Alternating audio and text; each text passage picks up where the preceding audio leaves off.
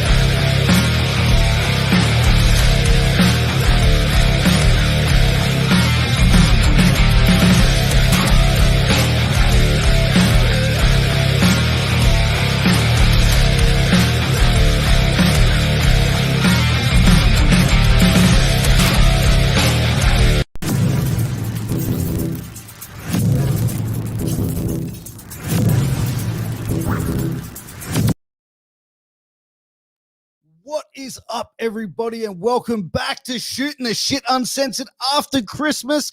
It is your host, the dad bod god himself, the bald, the beard, the fucking beautiful Piers Austin. But we've also got another beard and bald guy on the show. Yeah, I wouldn't call him beautiful, but I'm sure others would. But Jack Bonza, it's an absolute pleasure to have Jack back on the show. This is his third time on the show, and you know what? I was always had the mindset that you can't have a guest on more than twice, but I thought, you know what? I've had on some amazing guests, and Jack Bonza being one of them, and both times it's been amazing conversations. You guys have loved it, so why not bring Jack back on for a third time? But guys, we are brought to you by the MWA Podcast Network.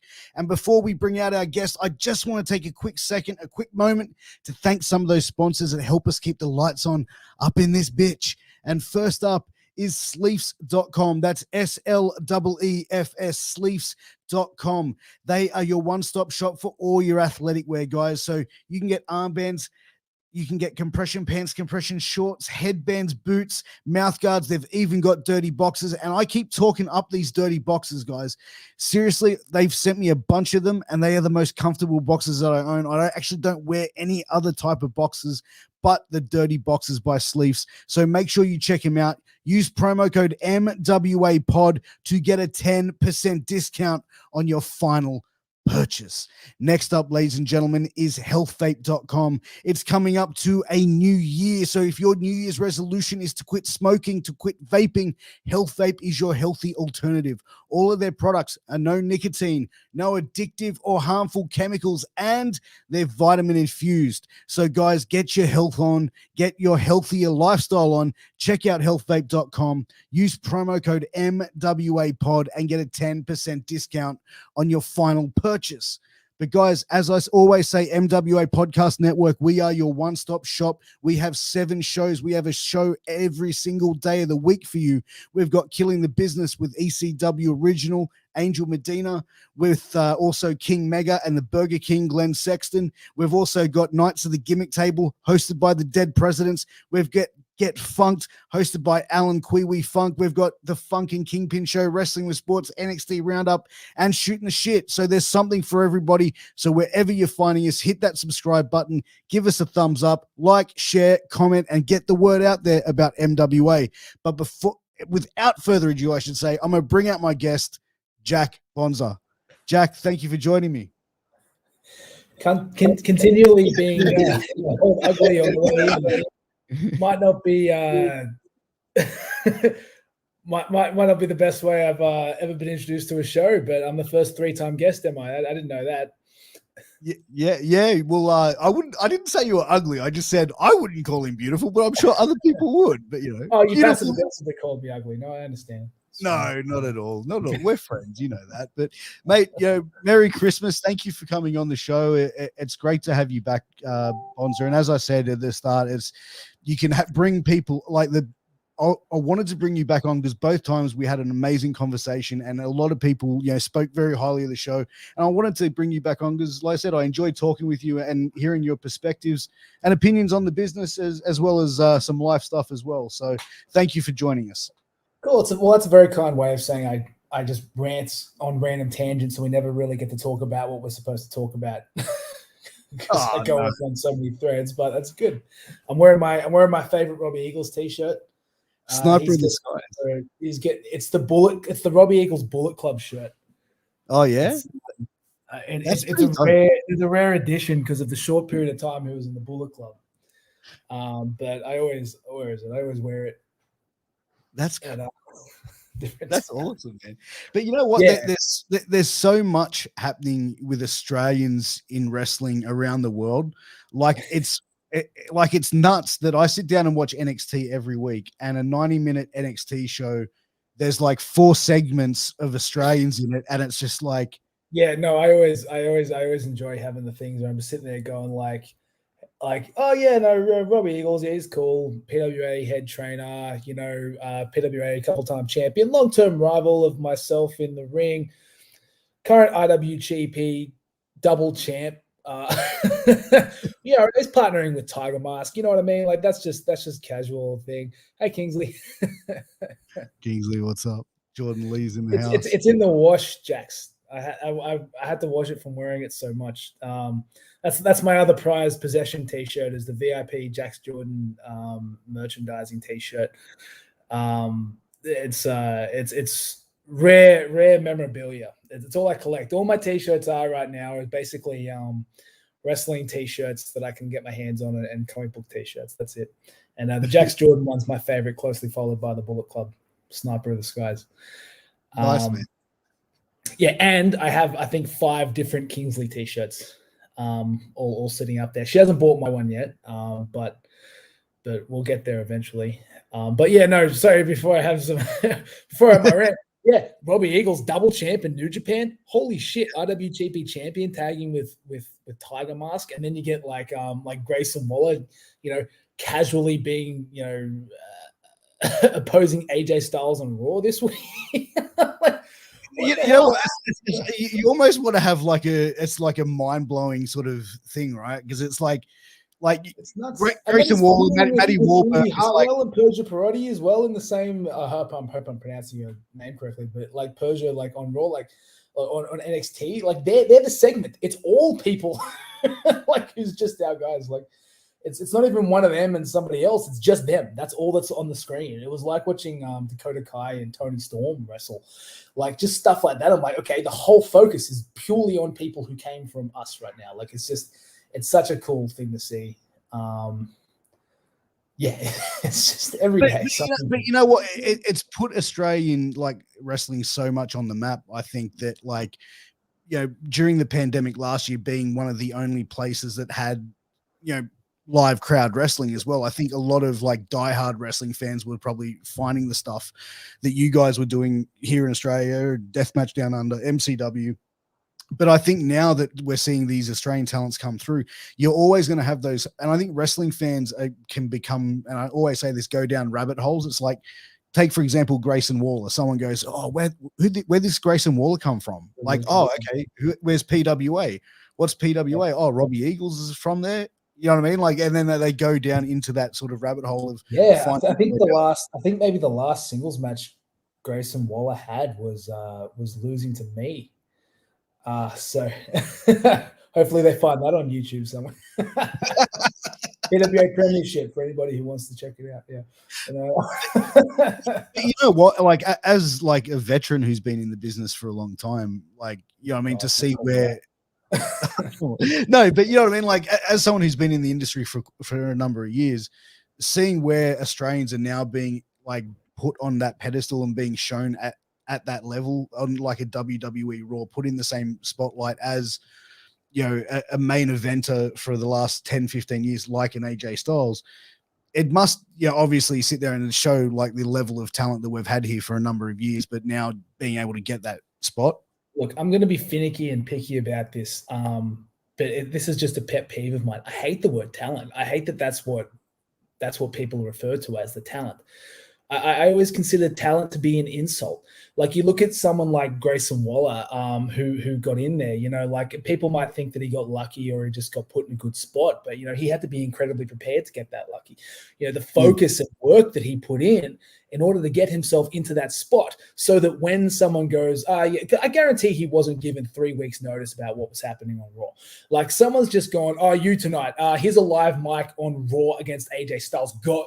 Like, you know, if you're not prepared for that, if you haven't been putting in the work and the study and all that kind of stuff so that you can go out there and do something like that, then it never would have gone off as well as it did.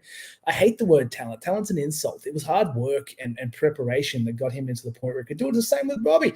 Like, there was a story a while ago. It was something like, I tried to call Robbie the day after he did the Osprey match. It's the first one. Like what you could consider to be his real sort of more international breakout. And I was trying to call him like a couple of days after. For some reason, I couldn't get onto him. Turns out I couldn't get onto him because he was at training. You know what I mean? Like, it's stuff like that. It's like when I think that week we had like a big weekend where it was like 3 matches in a row or something like that. And then you just couldn't get onto him because he was running training for the next thing. He just had his match against Osprey. And then the next day you couldn't get a hold of him because he was practicing.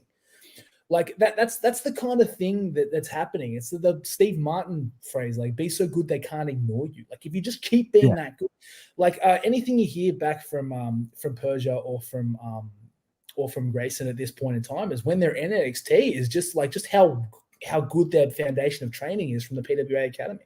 You know, the level here is so high that when they get exposed, we just need a platform. We just needed an opportunity. And now we're just finally starting to crack through. And it's unfortunate with a few of the other guys who would do just as good a job if they were given the opportunity were released, but then they get snapped up by someone else. You know, it's a whole tidal wave of stuff I just had to throw at them just to leak through just a few little things, and they're starting to leak through.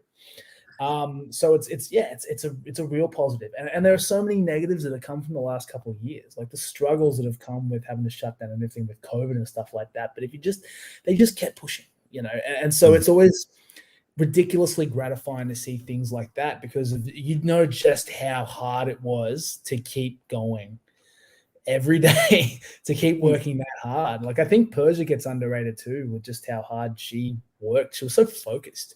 Like, she knew what she wanted to do and she did it, you know, and just, I always talk to people about their goals. I'm like, what do you want? And they go, I want to get signed. And you go, where? Doesn't matter where. I want to get, no, you have to pick a place because you very specifically, different things look for different reasons. She wanted to go to WWE. She focused all her time and effort on getting there, and she got there. And it might be a little bit at the moment where it's like, oh, she's being overshadowed by Grace. And what's happening with him being pushed so quickly is nothing short of absolute insanity. If you took him out, the progress she's made that quickly is still nuts. And she'll get there. It just might take a little while longer, because I don't know what's happening. I don't know why he got elevated so fast, so quickly like that. But like, she'll get there too. It might just take the normal amount of time, or still quicker. But like, she's kicking ass over there too. So like there's multiple stuff going on all at the same time. There's just, it's just so cool just to see everything pop up. And you know, I don't know. I just, it's good to be able to talk about something like that that's so positive.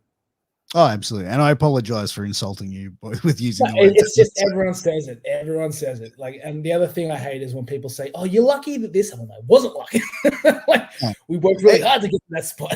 I don't think anyone gets signed for out of luck. Like, you have to have. You have to have put in the work and the effort to get yourself ready to be in that spot. Like, you know what I mean? Like, it's unless you're Goldberg, or like a Lesnar, which is a one in a lifetime type of deal. Like, and even those guys are incredibly hardworking. You know, like, so it's not a fluke. You know. Oh, no way in the world. But after the ever opening up, from the pandemic, you guys sort of hit the ground running with some shows almost straight off the gate. 5 in December. That's insane. Yeah. That's insane. Like, how did you manage to put so many 5 shows together so quickly? Well, it's because they weren't supposed to be all in 1 month. It's because they were supposed to be spread over the year. So like a lot of the events were like stuff that was supposed to happen in June, or stuff that was supposed to happen previously, but kept getting pushed back because of COVID. So like the Queensland show was one that got pushed back, and then none of the Sydney-siders were still able to go. And then none of the Adelaideans that were supposed to go were able to go just because of the borders. Like, there was this insane, like 6 day window, like 3 days on either side of the actual event, where no one from New South Wales could get in, and no one from South Australia could get in at the same time. And it's just one of those things where it's not that you necessarily need those things, but for it to be PWA, ideally there would have been some people who would work more frequently for PWA before coming from Sydney, or the guys from Adelaide with more experience in terms of actually running events. And so just stuff like that just was so difficult. But then the reaction from the Queensland events was still so positive. Like there was just, it still went so well. But yeah, that was just a tide over. Like there was, and the same with the Beer Shed event. That was supposed to be much earlier in the year, but then it just got pushed back. And then everybody wants a summer show to try and flood people back in to their venues. So everybody wants the shows to happen straight away. So that was. Yeah, that wasn't like we're gonna come back and just do all this stuff. It was more like, okay, we're contractually obligated to get stuff out of the way.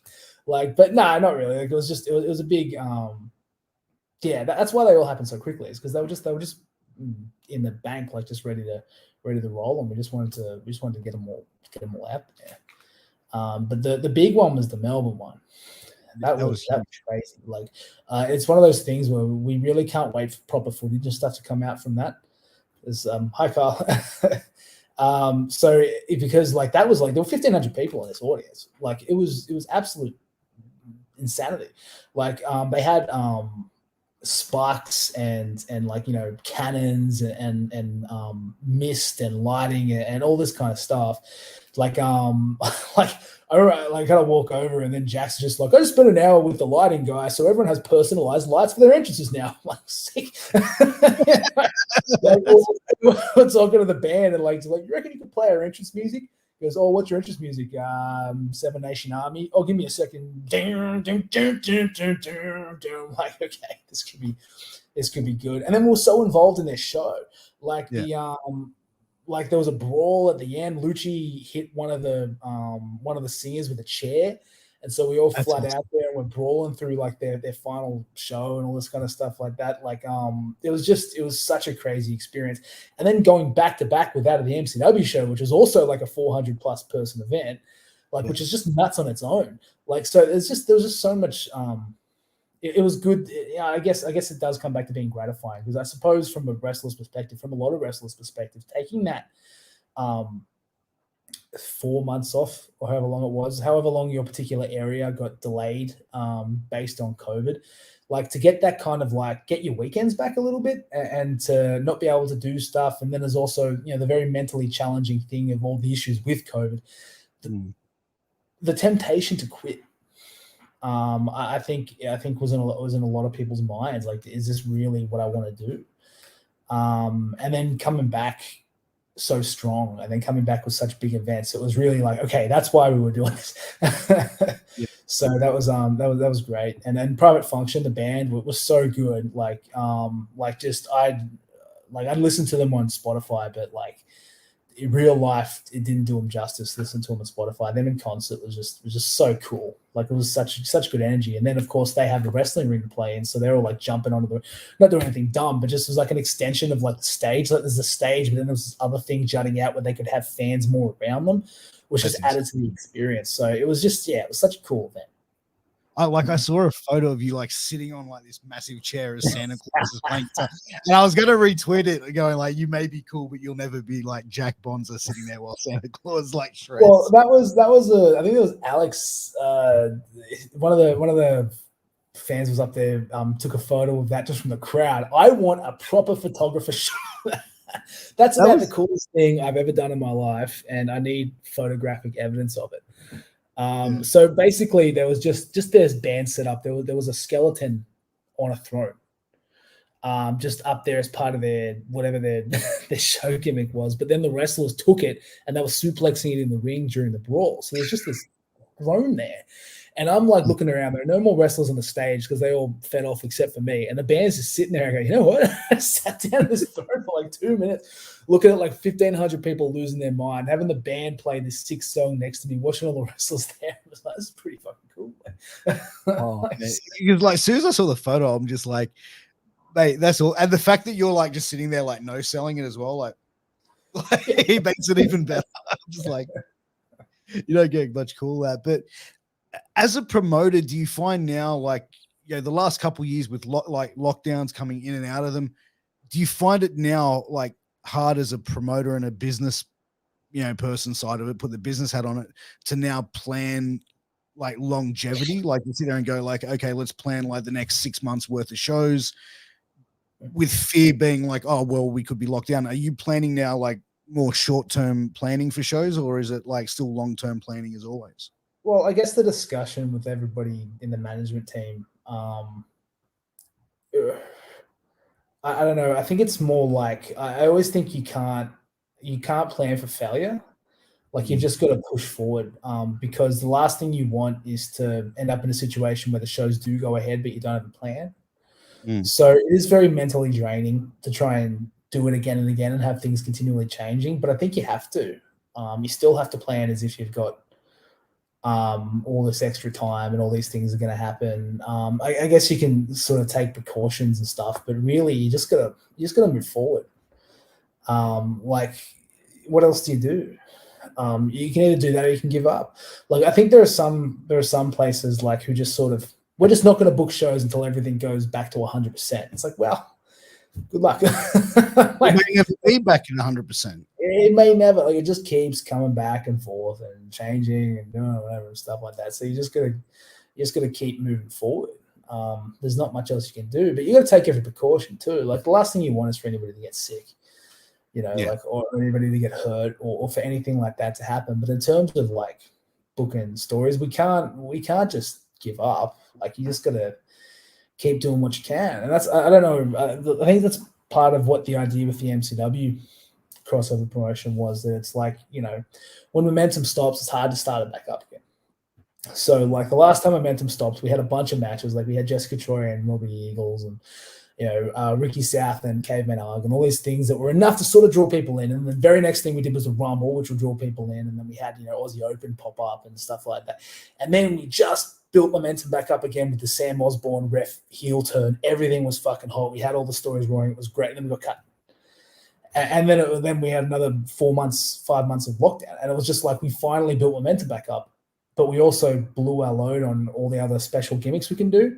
So then trying to restart momentum for this one was a real challenge, because how do you do it? Like it's like why you have a cage, or why you have a Rumble, or why you have something that's going to draw everybody in, because you draw everybody in for the main, but then they've got to sit through those 6 or 7 matches before the main. Yeah. And that's where you plant stories for future shows. Like, I always laugh when I read fan reviews. They'll just kind of like, the opening match was, pretty hot. And then the other matches were kind of, they're clearly just building story or establishing characters. So it was okay. And the semi-main was a real solid match. And then, the other one just did this. And the main event, the show was really just the main event. So I'm like, okay, so the main and the semi-main were great. And the opening was hot to get you invested. And everything else was building storylines for future shows. That's booking 101. like, all right. Like, and then they're like, oh, that second match, 2 stars, 2.25 stars. It was clearly just, building for a few. Like, of course it was. Like, but that's the point, is that you have to have something to draw people. You have to have a main event that everybody wants to come see for the sake of it. Then you book the rest of the card to starting up things for next time, or establishing new characters to start storylines for next time. It's a constant build. Otherwise, you end up with the same 4 people on top all the time, which is just boring. You don't see any characters grow. You don't see any stories and all that kind of stuff. So not everything's going to be a main, but you only really get to that satisfying thing. But the challenge the second time coming back was, what's the draw card going to be to get people invested straight away? And that was hard.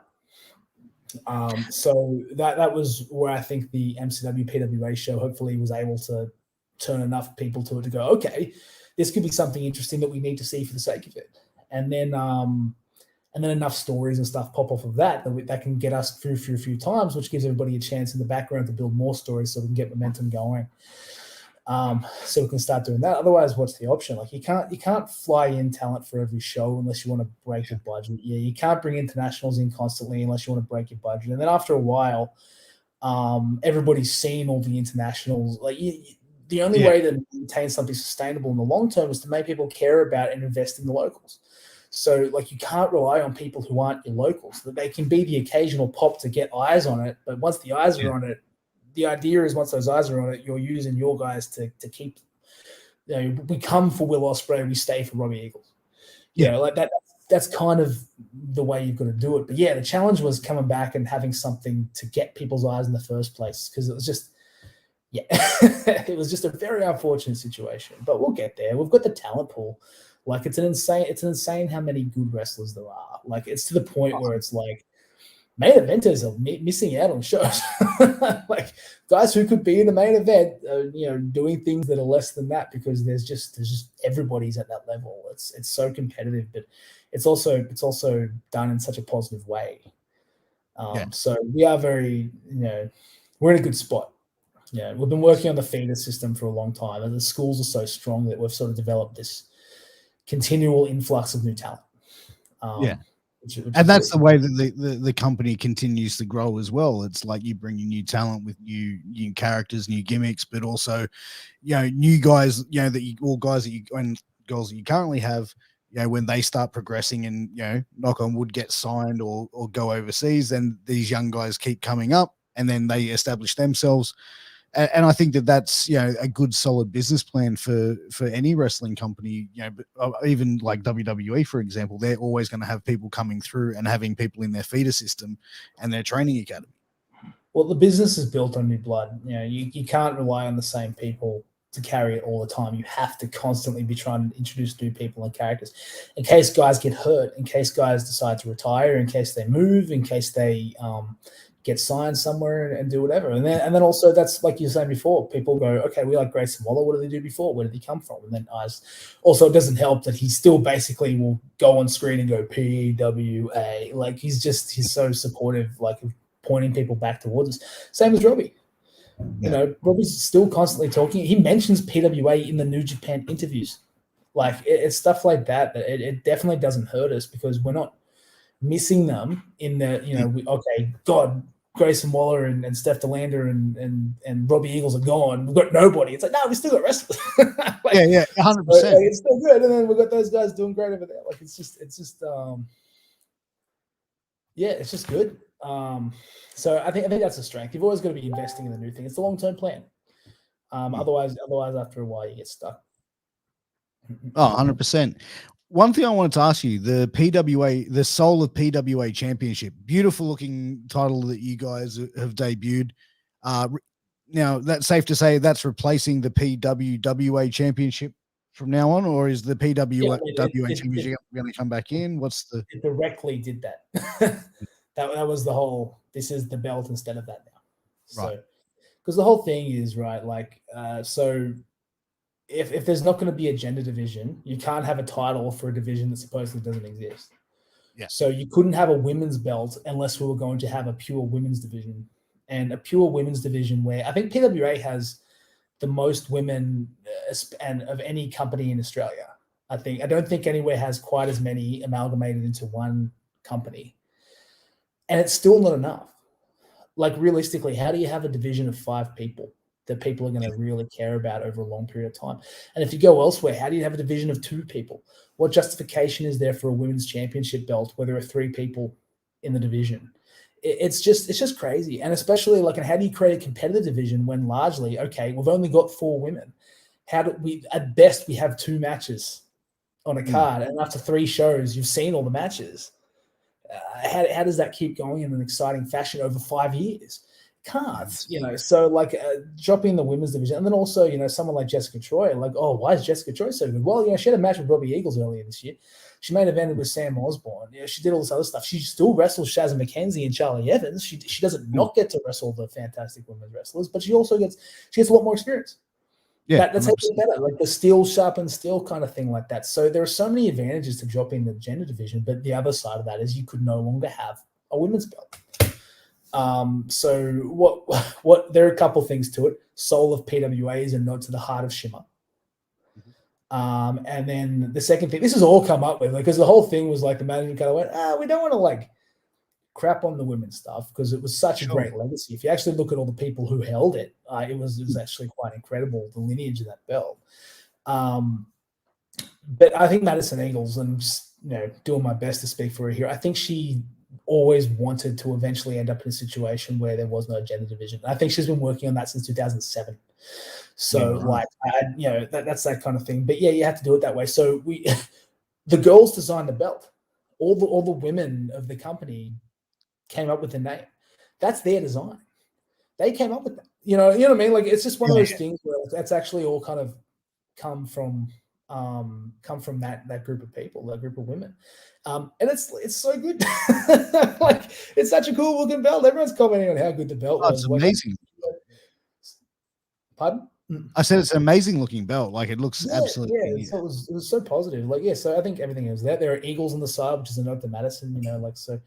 There's like all that kind of stuff that goes into it. So I mean, that's just how we perceive it, and I think that the results speak for themselves. If you look at just how good the women wrestlers who come from PWA tend to be, I think the attitude and the training and all the kind of stuff goes into it. That's what sort of gives birth to that level of skill.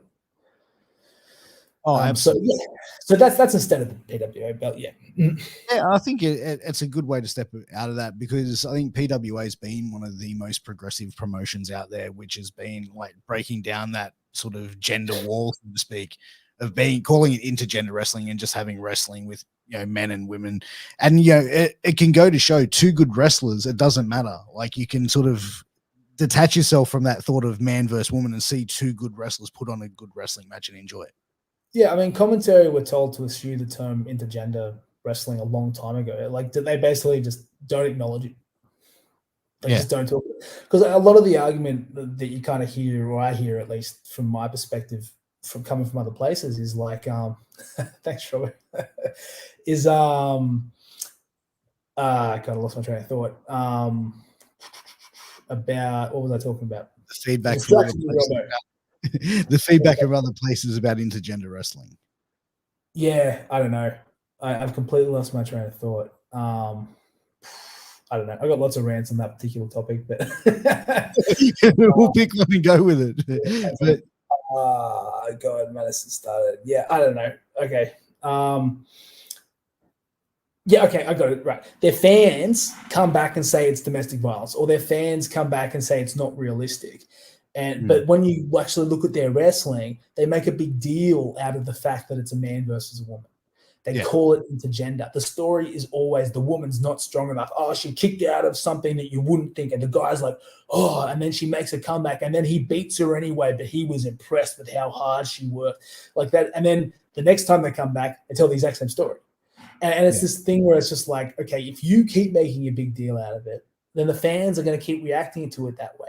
If you literally just don't talk about it, fans 100%. Forget that it exists. Like they go with whatever, and you still might get the odd thing, but after a while, they just don't remember it anymore. Like you just don't make a big deal out of it. It comes down to like, how heavy are they? Are they a middleweight, or are they a cruiserweight, or are they a middle, like whatever they are? That's how you treat them. If there's a person who weighs 65 kilos, male or female, that's the match I have with them. I am wrestling a smaller person than me. That's the story. Not that they're a girl or a guy. If I'm wrestling Paris de Silva and he claims he weighs 58 kilos. Like, like I'm not like, it's cool. Like again, it comes down to, it's not realistic that a woman could beat up a man. Well, I'll tell you what, I just finished Christmas. I weigh 112 kilos now. 112 me versus 58 kilos Paris de Silva. Oh, you guys would buy he would beat me in a real fight. No, that's okay. You know what I mean? But Madison Eagles couldn't take me. Please. It's like but that's the thing. I sit and watch like a Jessica Troy versus like Sam Osborne at the match that they had. And like that was like a back and forth match. And I sat there and I was able to enjoy it. I didn't sit there and go, fuck, that wasn't realistic. That, you know what I mean? I could enjoy it for what was happening in front of me and getting into it. And I think that that's what like people need to be able to sit there and understand. You look at a Rey Mysterio, he goes in there and wrestles someone like a Big Show who's 7 foot going up against a guy 5'6". You know what I mean? In realistic terms, Big Show's going to flatten him. You know what I mean? Like, but that's the thing. But like, I would take that one step further. You know how unrealistic an Irish whip is? Yeah. Imagine grabbing someone like this and then whipping them across the ring and then moving. It's so dumb. Like, okay, think about a chin lock, but sleeper hold's illegal. If you can take a chin lock, why wouldn't you put them in a sleeper hold and finish the match? Yeah.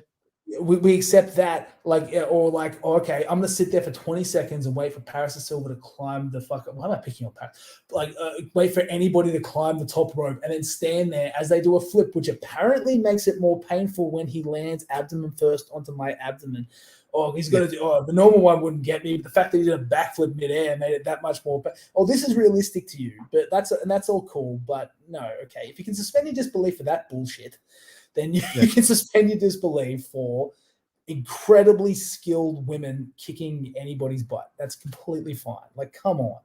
Like, so that's just like the hypocrisy of some of those arguments really get me. But like, I don't want to go into the negative. It's just that the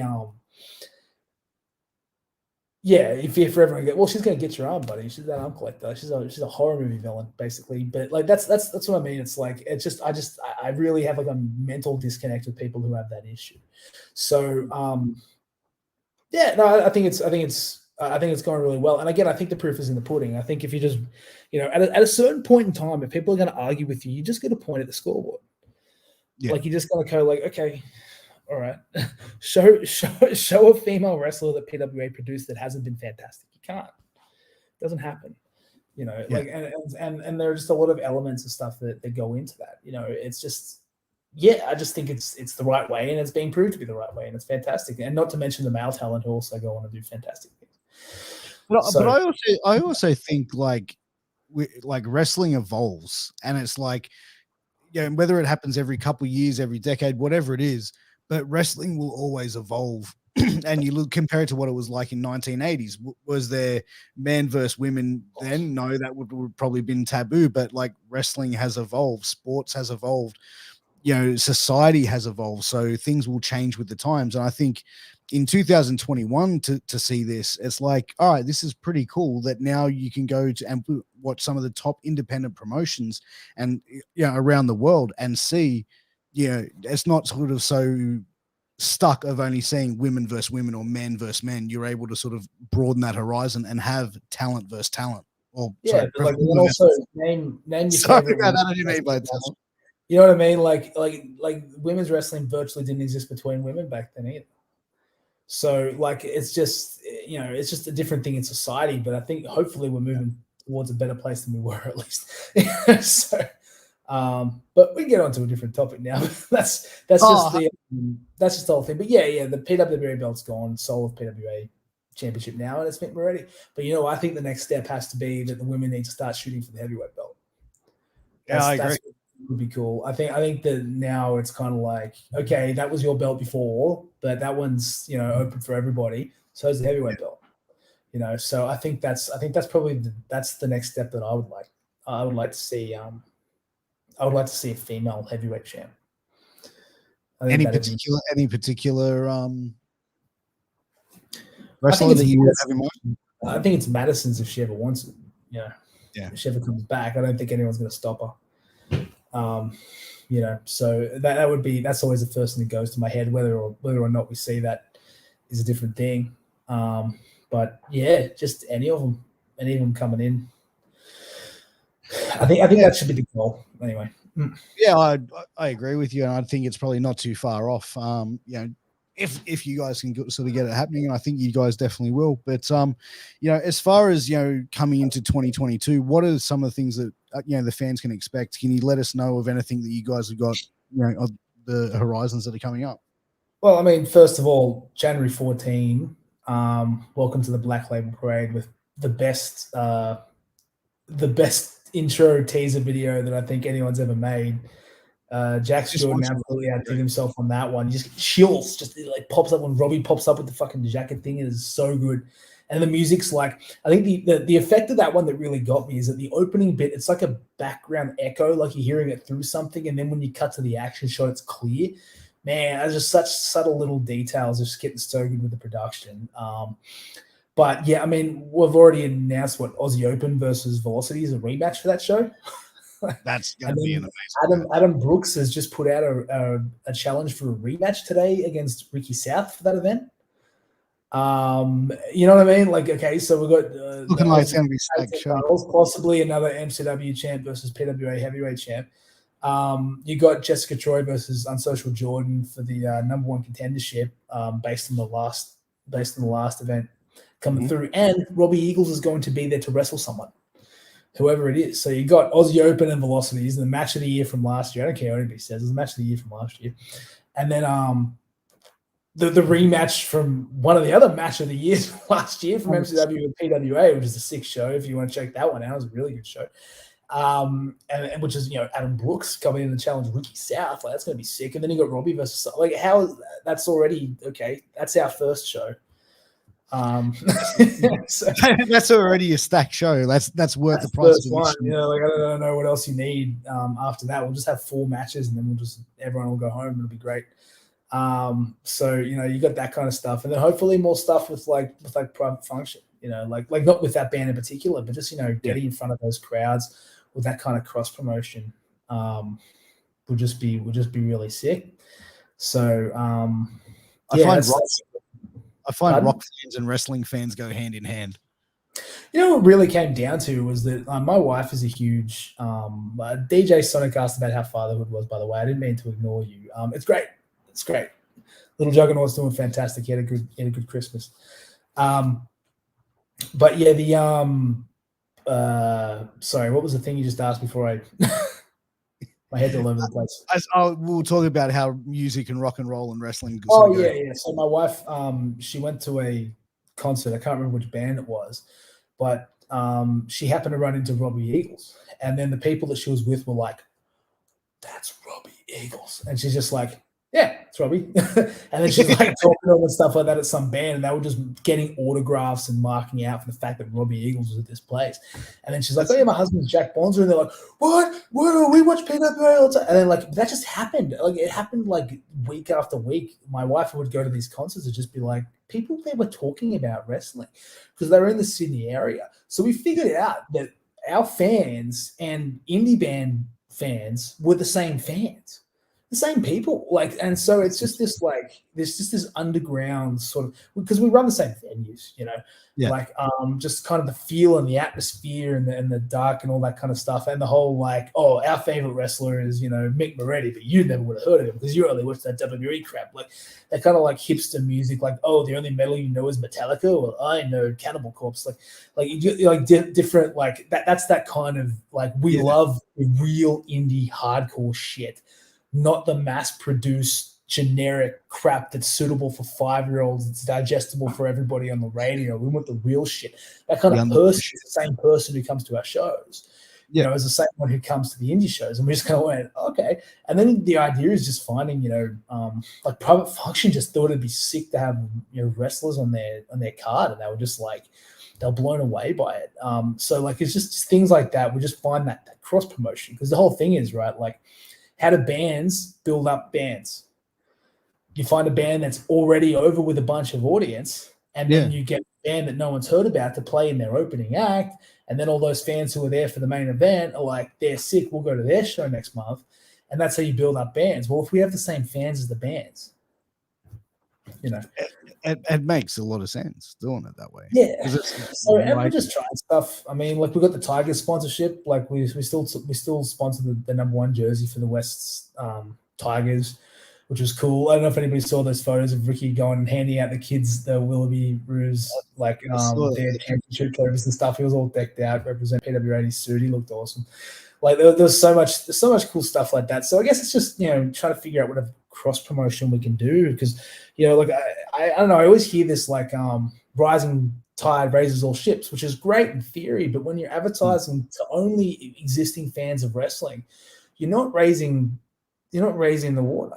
You've got to find fans who didn't know we existed and then draw them in. How do we do that? I don't know.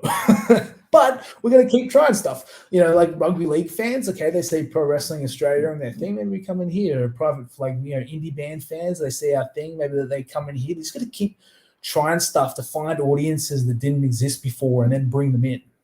Yeah. That's what it is. If there's already wrestling fans, then we already probably have them. Maybe not. Because even stuff the place that put Australia on the map, House of Hardcore. Yeah. It's my little joke for anybody who remembers that special time on Twitter. But no, House of Hardcore came down, and that was the first time I think the Young Bucks had come to Australia, and this was the peak of their New Japan popularity. So House of Hardcore in Sydney drew like 1,000 fans, like it was nuts. But I think on that same show it was like me and Robbie and Andy Phoenix ran a triple threat, and it was just like, and then everybody handed out flyers and stuff like that. We got so many more fans because everyone came to see the Young Bucks. Everyone liked Robbie at least, and then it was enough to get them to come and check out our event. And that's how we got a lot of long-term fans. So like just things like that to get people who don't know we exist to know we exist so that we can then draw them in and then we can retain them and stuff like that. So I guess we'll just continue to throw shit against different walls just to see what works, to try and build up something here. Like Sure. that's been the goal for a long time we want people to have heard of us without having to leave the international borders. Yeah. Last time when you were on, it was just after Beauty and the Geek. You talk about, did you gain much of an audience from that spot on Beauty and the Geek? Because I thought it was like, we spoke about it when you were on the last time. It was really well done. But was there any crossover fans that you guys got from being on that show? I don't know. All I know is that I was recognized more times in that 3-week period after that show than I have ever been in the rest of my pro wrestling life. Like, I literally because the problem with it was that it happened during lockdown.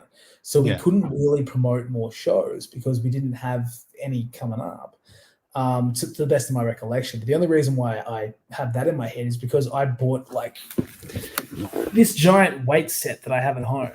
I was buying that at the same time that the show came on.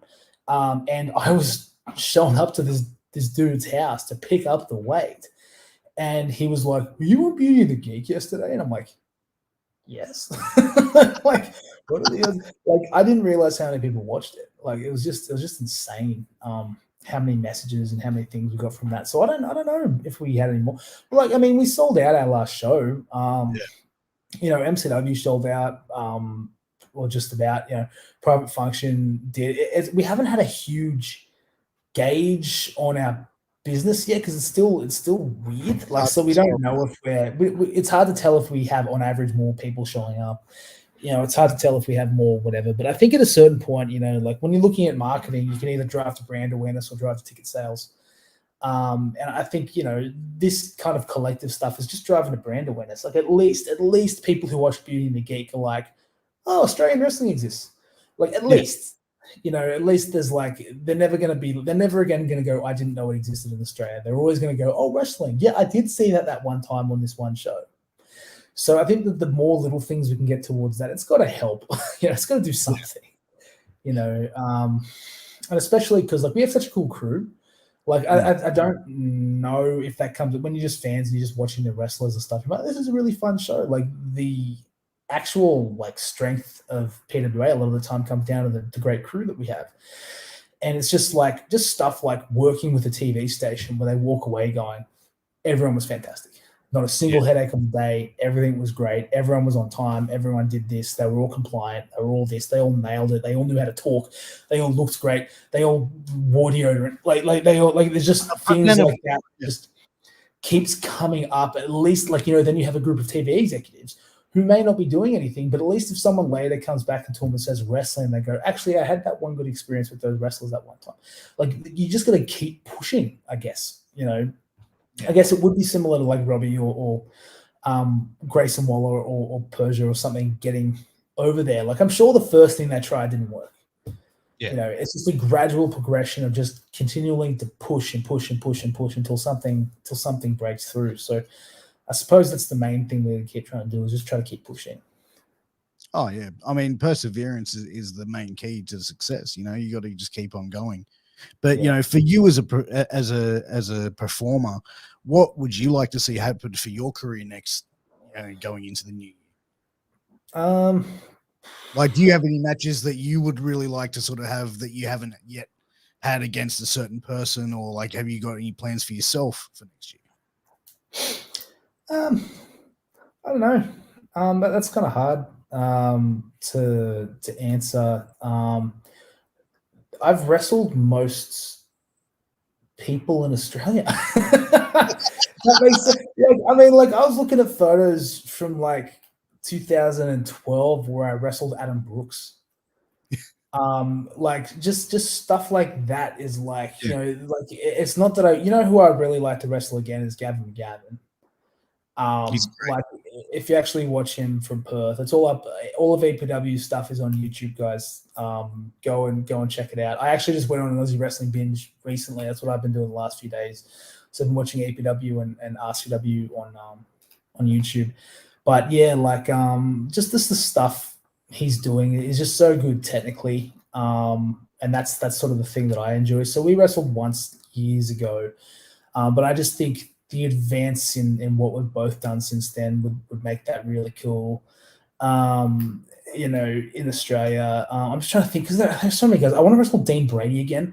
Like I had a match with him a while back, but I want to get back to RCW and maybe even like him and Delta versus me and Kingsley. Oh, that'd be great. Or something like that. I think there'd be a lot of cool stuff there. I don't know. Like I'm just trying to think because it's like there are a lot of guys who are very good. If you're asking for like, the first time match that I kind of want, I'd like to wrestle Zack Sabre Jr. again. Yeah. Like honestly, I think that I should just be in Suzuki-gun. Despite like I wouldn't suit Suzuki-gun. And then like just fitting straight in there. But I feel like I wrestled Zach last time. He just kind of came backstage. You know what? I haven't wrestled Tommy Nut. That's a good one. That's a good Tommy one. Nut's great. See what the big boy has to offer. So Tommy Knight, yeah, okay, cool. Chuck Tommy Knight on there. That's a great one. And then you know what? Never wrestled Chris Basso. Oh yeah, that is something too.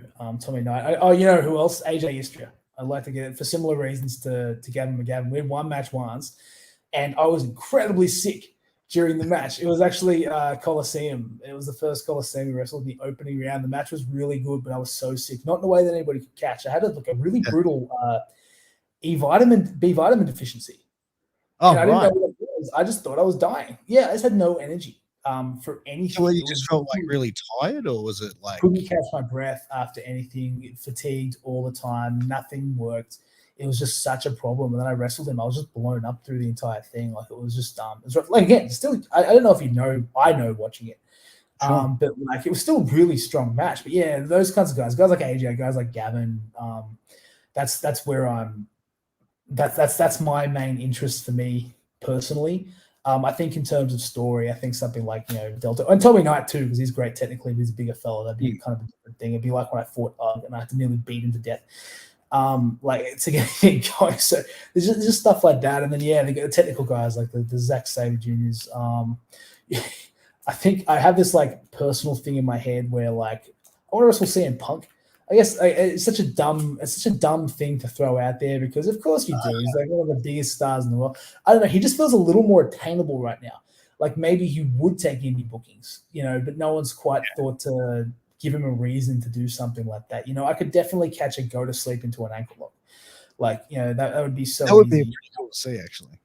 Yeah, just something like that. Like those kinds of things are more where my head is at. But to me, it's really internal in PWA. I like the stories. I find them very satisfying.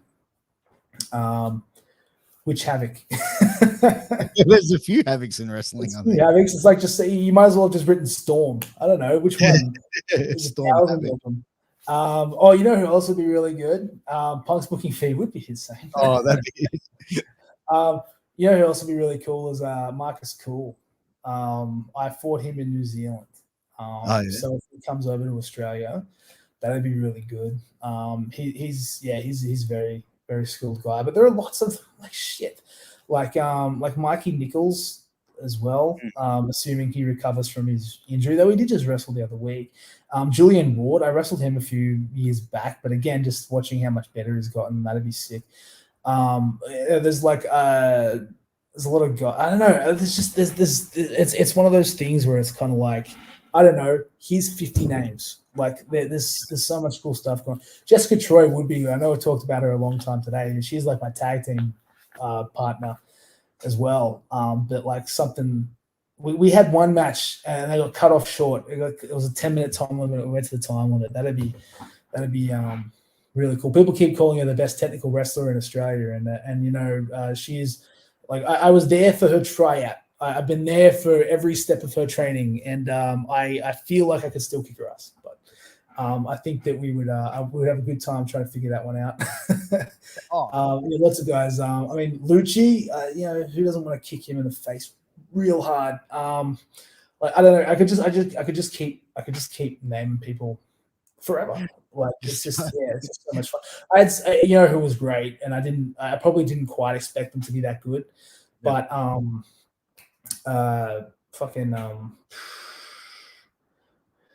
my mind is not with it today.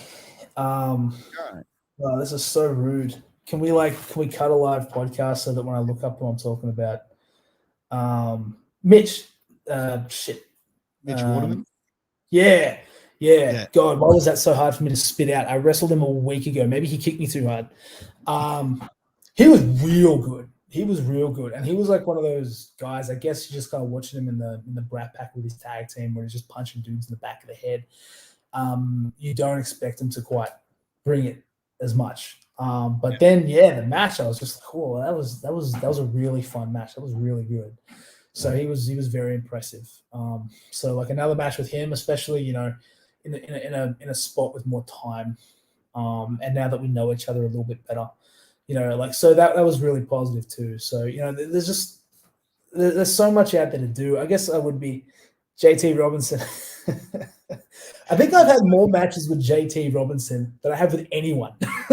We've wrestled each other so many times, and it was so long ago. But I've still never quite caught it with anybody. Oh, RCW Champ Havoc. Yeah, cool. Yeah, he'd be great. Another premiership. I don't know. I think that might kill Jax Jordan.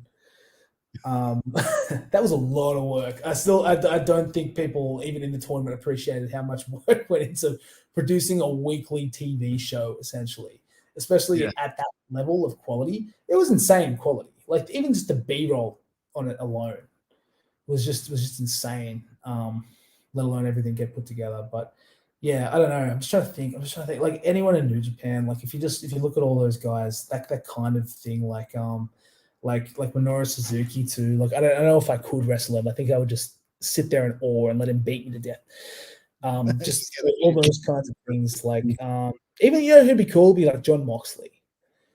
So especially the way he puts stuff together, like just those kinds of guys. Like I don't know, but I mean, the funny thing is, for me to say I'd really like to wrestle John Moxley and CM Punk, I sound like a crazy person. Oh, come on, man! Dean Ambrose and say you're not going to get there. You're not going to do whatever.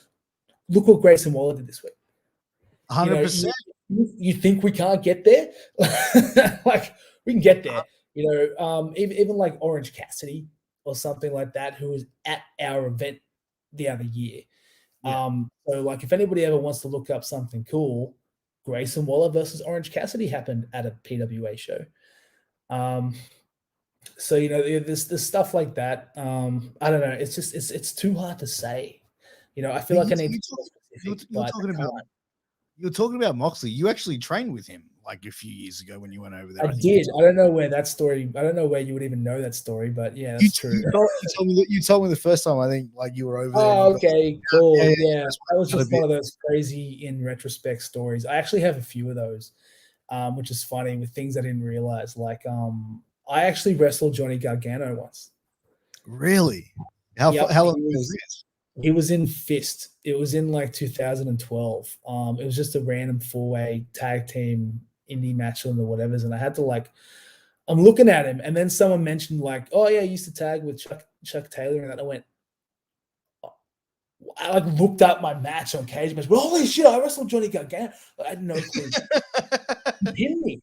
Like it was just I just went, oh, like fuck, like just stuff like that you don't realize. And yeah, CZW. He was coming back from injury and he wanted to get back in shape. So he just says, do you mind doing some training drills with me? Like, yeah, okay. He would just call matches on the fly, but not take any rest because it was for cardio. But it was also practice. So we just went bang. We wrestled 4 matches in a row, just calling on the fly without taking any breaks just to get blown up so we could get back into it.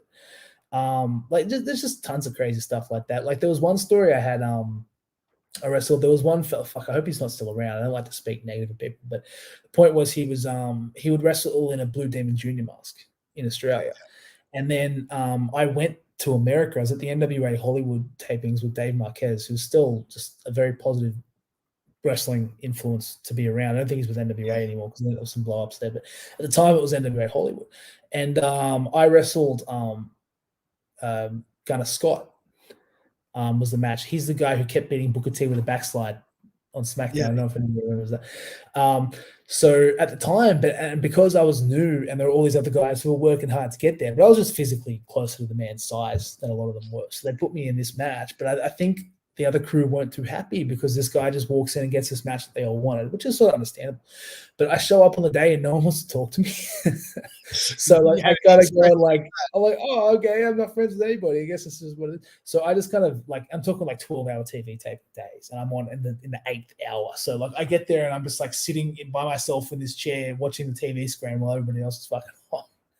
And then Blue Demon Jr. comes and sits down next to me because he was wrestling in the thing and he was just curious. And because people, I guess, were intimidated or because they didn't think he spoke English very well, nobody was talking to him. So I chatted to him for like 45 minutes. And that's the time when I met Blue Demon, Jr. But then I said to him, I go, there's a guy in Australia who wrestles in your mask. And he goes, yeah, that kind of stuff happens all the time. Tell him I hate it. So I went back and told the bloke that he didn't want him to wrestle on his mask anymore. But even he told me a story at the time where he said like he went to a random place and they asked him if he would wear a red mask because they already had a guy wearing like a blue sort of demon mask, and he's like, well, I'm Blue Demon.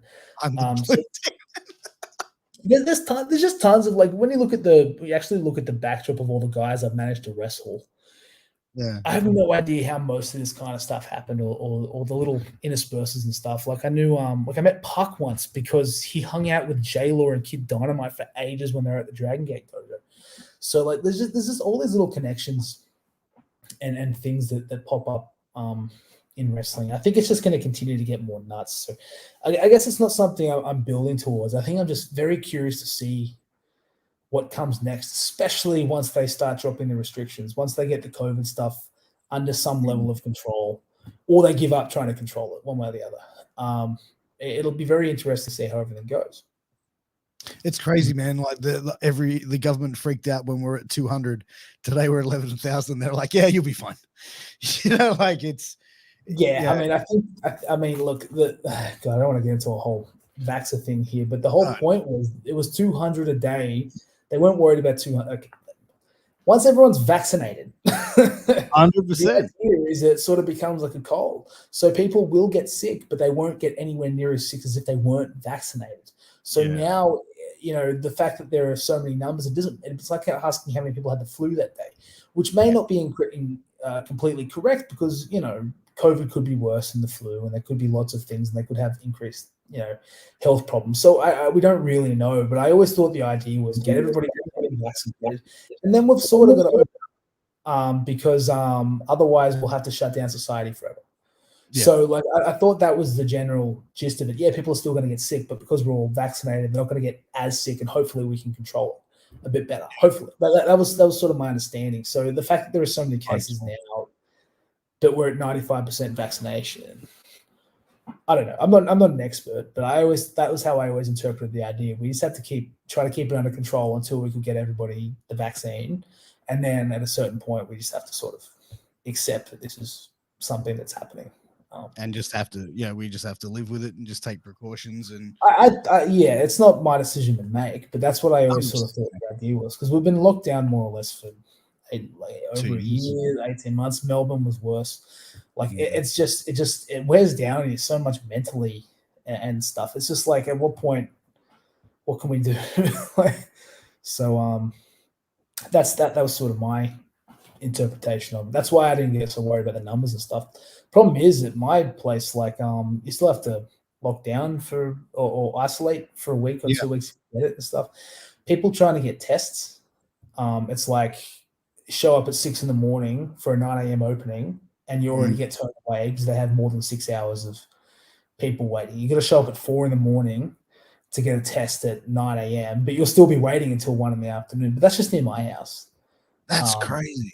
So yeah, it's just stuff like that that's kind of like, all right, the capacity for testing people at this point's a little rough. Like, or if you've got to get back into Queensland, you have to have a test within 72 hours, but then the test results are taking more than 72 hours to come back, so you can't get home. Like, just things like that. It's sort of like there's some holes in the system. So unfortunately, I think there will be until they can get a hold of it. But it's just we got to learn to sort of live with it, I suppose. For the time being. Yeah, we just got to do the best we can. Everyone try to be as sensible as they can within reason, and then yeah, hopefully no one gets too sick. That's it. Well, we are getting just past that 1 hour mark. Bonza, where can everyone find you on social media and support PWA at? It's all Jack Bonza. It's all PWA Australia or Pro Wrestling Australia. It's pretty easy to find. We've got the shows January 14 at Factory Theatre. It's live on Fight. You should be able to find that on our channel. I recommend going back and looking at the PWA versus MCW show too. Very good show from recently. January 15, we're at Campbelltown RSL Club as well. That's a family-friendly show, just for anybody who's in the neighborhood. I think those are the main things. Join Lucha Loyalty. You can get tickets earlier than everybody else. There are some other little bonuses and stuff that come along with that. Check out wrestler merch. See a lot of the Australian wrestlers T-shirts and merchandisings and things that are cool through there. And yeah. There you go, guys. Jack Bonza, thank you very much for coming on Shooting the Shit Uncensored. The first 3-time guest on the show. It's been a pleasure as always. We'll get you back on for part 4, maybe halfway through next year. Yeah, we'll keep working on it. Maybe next time give me some focus too, so I don't end up on crazy rants about women's wrestling. It would be good. We should get women on here to talk about women's wrestling. That'd probably be an ideal situation. Hey, we've done that before. We'll definitely do it again. Get Jessica get Kingsley on here. Get Kingsley. She's the leader of the Bad Bitch Nation. She can speak. She can speak for me next time. 100%. Well, I'll get her on as the next 3-time. Yes. Guys, huge shout out to our sponsors, sleeves.com and healthvape.com. Go and check out those 2 brands. Use promo code MWAPOD to get a 10% discount. Guys, make sure to tune in later tonight at 12:30 a.m. Australian time for NXT Roundup with myself and Glenn Sexton. Make sure you tune in for that. And also check out Wrestling with Sports tomorrow at 12 p.m. midday Australian time, which is 8 p.m. Eastern, USA Eastern time. So make sure to check out that and also check out our socials for all of our upcoming shows. But until then, that's Bonza. I'm Piers. We'll see you again very soon. Take care. Peace out.